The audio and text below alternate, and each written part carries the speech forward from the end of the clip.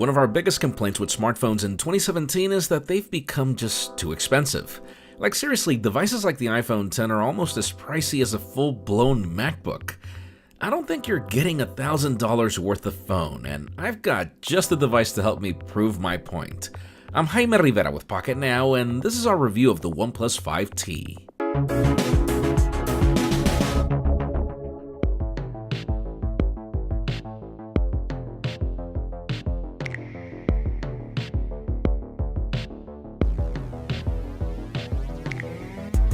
So let me put this to you in perspective. If you damage an iPhone X in any way that pushes the repairs out of warranty, guess how much money you'll have to pay to replace it? No, you're not seeing Photoshop work. You're gonna have to cough an insane 5.5 Benjamins to get it fixed. So if I told you that you could buy one of the best Android phones of 2017 for that same price, what would you say? Now you understand why the OnePlus 5T is so popular. OnePlus flagships are usually all about guts, but I feel the 5T was a necessary refresh. The OnePlus 5 launched with a dated design that I'm sure had many fans complaining. By contrast, the 5T adopts the new trends of a taller 18:9 aspect ratio on the display.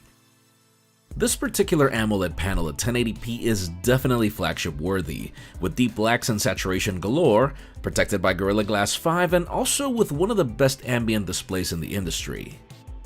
The chassis is once again anodized aluminum, so that's one less thing you'll have to worry about breaking. And the odd part is that what I like the most about the design is that it feels incomplete. The OnePlus covers feel like an elemental piece of the puzzle, and my favorite continues to be sandstone gray. Now, don't get me wrong, the phone feels great in the hand without it, but try them out and you'll see what I mean. And then there are the little things that I love about this phone, like the 3-stage toggle mute switch that has become a distinctive convenience about OnePlus devices. Its internals literally give this phone the crown for the most powerful Android phone of 2017. We have a Qualcomm Snapdragon 835, 6GB of RAM or 8 depending on your choice for 64 or 128 gigs of storage, dual SIM capabilities, the latest Bluetooth 5.0, a 3300 mAh battery, and dash charging, which is the fastest in the industry.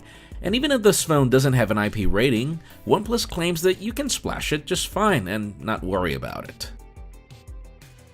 OxygenOS 4.7.1 on top of Android 7.1.1 powers these internals and continues to be my favorite customization for Android.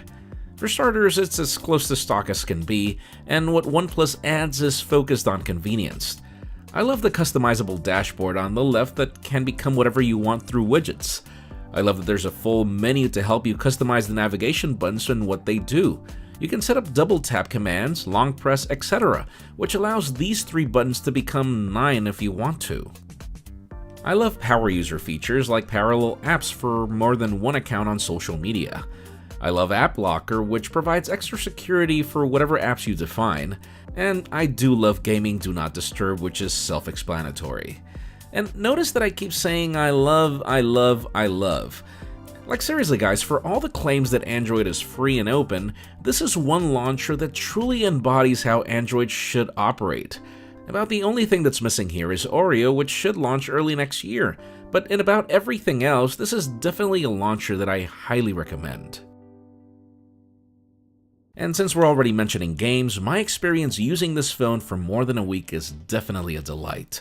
Graphics-intensive games launch like a charm and play without a problem, and the same goes for the overall user experience. I just don't have anything to complain about here. A key element about this phone is its new Face to Unlock, and it works well for me in all the scenarios that I've tested. I'm not gonna lie, I'm still skeptical over my phone being unlocked by somebody else, but I love that you have the choice of disabling this feature and going back to the ceramic-made fingerprint scanner, or using both. I also don't have anything bad to say about the battery. The phone lasts through the day just fine, and dash charging is really quick to top up. And please don't ask me to complain about the lack of wireless charging. That's still one of those things that's cool to have, but not truly necessary. Really, my major complaints with this phone have everything to do with the lack of stereo speakers and how easy it is to muffle the one at the bottom. sexiest guy on fucking town, right? But this doesn't really mean that I complain about the audio. Just snap a pair of headphones on the 5T and this continues to be one of the best audio performers of 2017, and that extends to using the OnePlus Bullets, which are extremely affordable. Now, the camera story is a very interesting one on this device. OnePlus has really boosted its game in photography since the 5, and the 5T is no exception.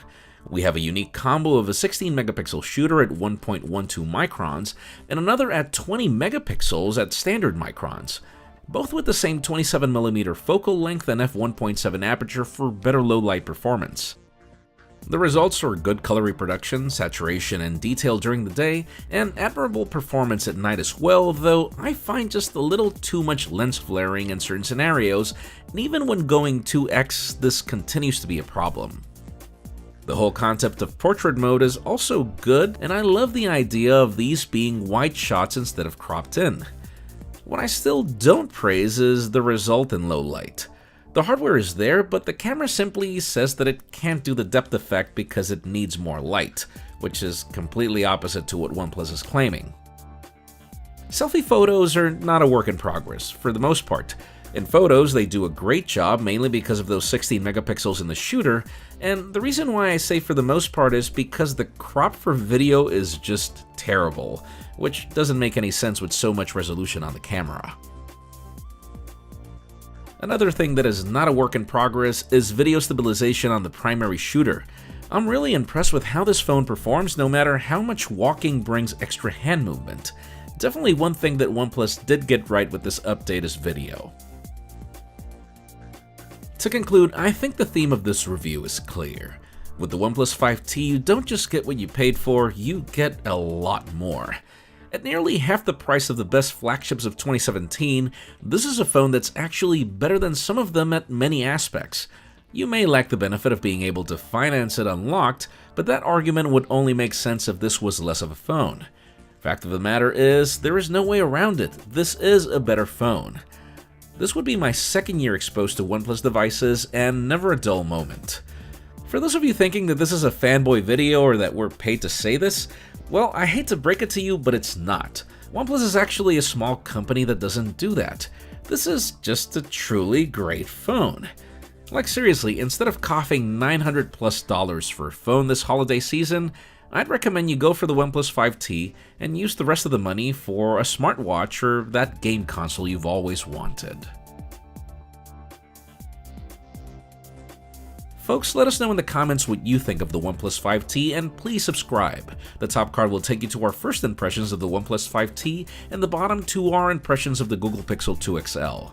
You can also follow me on Twitter, Jaime_Rivera, or on Instagram at Jaime Rivera. Please give this video a thumbs up if you like what you saw. I am Jaime Rivera. Thanks so much for watching.